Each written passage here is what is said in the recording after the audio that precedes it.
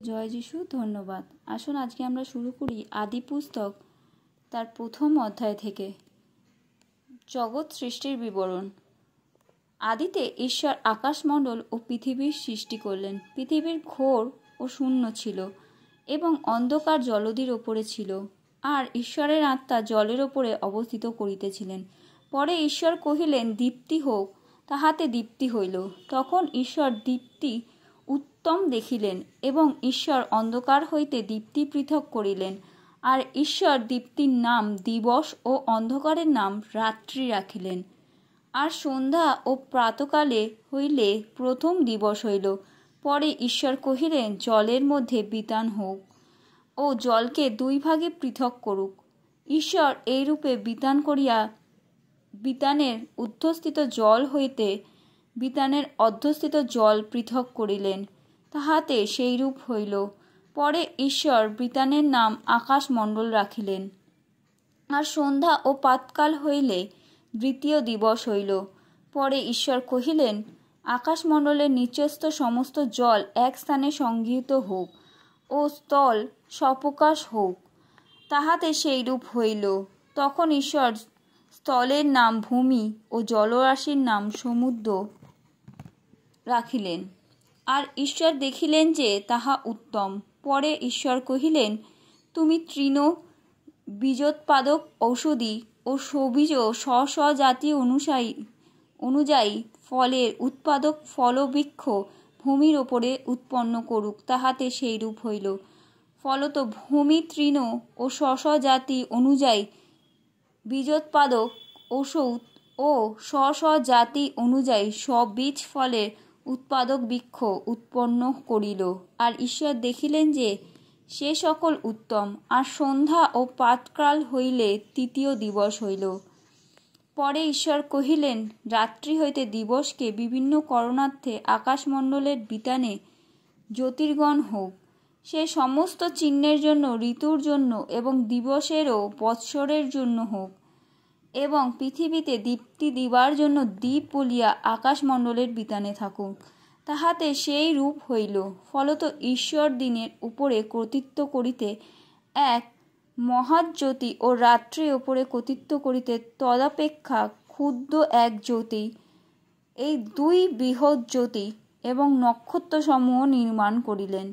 আর পৃথিবীতে দীপ্তি দিবার জন্য এবং দিবস ও রাত্রির উপরে কর্তৃত্ব করণার্থে এবং দীপ্তি হইতে অন্ধকার বিভিন্ন করণার্থে ঈশ্বর ওই জ্যোতি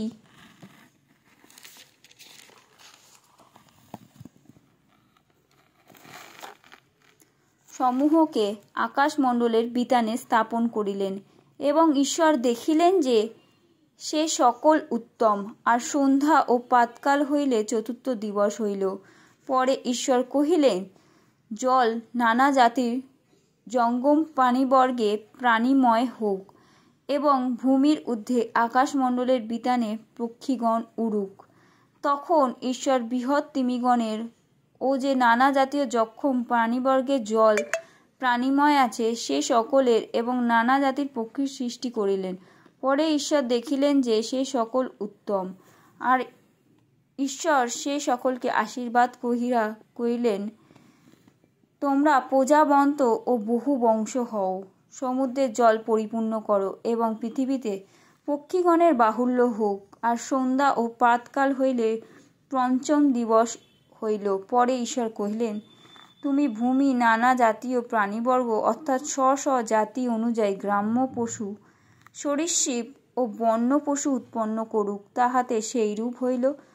ফলত ঈশ্বর স্ব জাতি অনুযায়ী বন্য পশু ও স্ব জাতি অনুযায়ী গ্রাম্য পশু ও স্ব জাতি অনুযায়ী যাবতীয় ভূচর সরীসৃপ নির্মাণ করিলেন। আর ঈশ্বর দেখিলেন যে সে সকল উত্তম।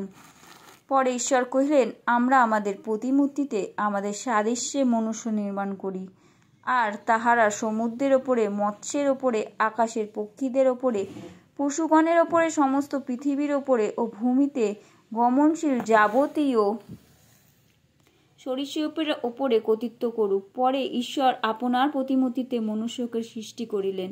ঈশ্বরের প্রতিমূর্তিতেই তাহাকে সৃষ্টি করিলেন, পুরুষ ও স্ত্রী করিয়া তাহাদিগকে সৃষ্টি করিলেন। পরে ঈশ্বর তাহাদিগকে আশীর্বাদ করিলেন। ঈশ্বর কহিলেন, তোমরা প্রজাবন্ত ও বহু বংশ হও এবং পৃথিবী পরিপূর্ণ ও বশীভূত করো, আর সমুদ্রের মৎস্যগণের ওপরে, আকাশের পক্ষীগণের ওপরে এবং ভূমিতে গমনশীল যাবতীয় জীবজন্তুর ওপরে কর্তৃত্ব করো। ঈশ্বর আরও কহিলেন, দেখো, আমি সমস্ত ভূতলে স্থিত যাবতীয় বীজোৎপাদক ঔষধি ও যাবতীয় সবীজ ফলদায়ী বৃক্ষ তোমাদিগকে দিলাম, তাহা তোমাদের খাদ্য হইবে।